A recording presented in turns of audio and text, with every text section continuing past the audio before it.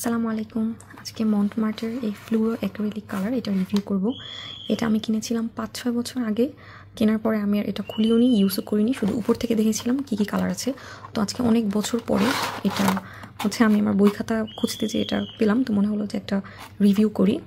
এটা হচ্ছে ফ্লুরেসেন্ট কালার, অনেক ভাইব্রেন্ট যে কালারগুলো সেটা। এই কালারগুলো সচরাচর হচ্ছে পাওয়া যায় না, বা নর্মাল কালার সেটের মধ্যেও থাকে না। তো আমার মনে হচ্ছে যে কিছু কিছু ফুল আঁকার জন্য একটু ভাইব্রেন্ট কালার লাগে, আমি সেজন্য নিয়েছিলাম। কিন্তু নেওয়ার পরে আর এটা আঁকা হয়নি। প্রত্যেকটা বোতল দেখা যাচ্ছে 18 ml করে। এটা আমি কোন পেজ থেকে নিয়েছিলাম আমার মনে নেই, সেজন্য খুব দুঃখিত। প্রাইস ছিল প্রায় 600 বা 700 টাকার মতো হবে। আমি কালারগুলো দেখাই। আচ্ছা, এই ক্যানভাসটাও নতুন, যে ক্যানভাসে কালারগুলো দেখাবো।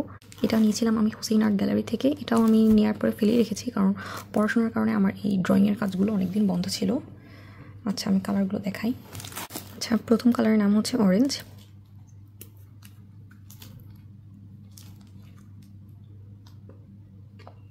দ্বিতীয় কালারের নাম হচ্ছে ম্যাজেন্টা। এই কালারটা অনেক সুন্দর।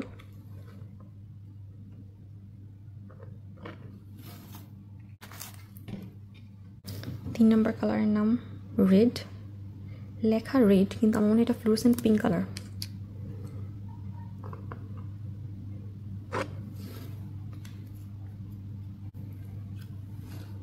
পরের কালারটা হচ্ছে ইয়েলো।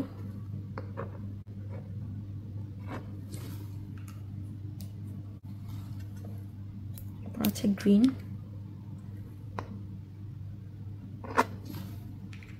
এটা অনেক আনকমন একটা কালার, পার্পল।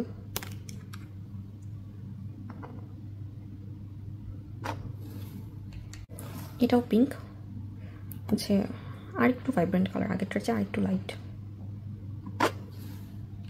আর লাস্টের কালারটা হচ্ছে ব্লু।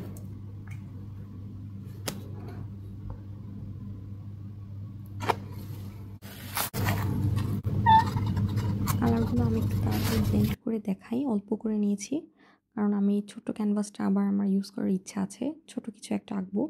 তো জেসো দিয়ে কালার করে নিলেই এটা ঠিক হয়ে যাবে, বা জেসো না থাকলে সাদা রং দিয়ে পুরো ক্যানভাসটা কালার করে নিলেও হবে, এটা আবার রিউজেবল হয়ে যাবে। তো দেখা যাচ্ছে কালারগুলো খুবই সুন্দর আর ভাইব্রেন্ট। সো কেউ যদি শখ করে নিতে চান বা আঁকার জন্য নিতে চান, নিতে পারেন। আসসালামু আলাইকুম।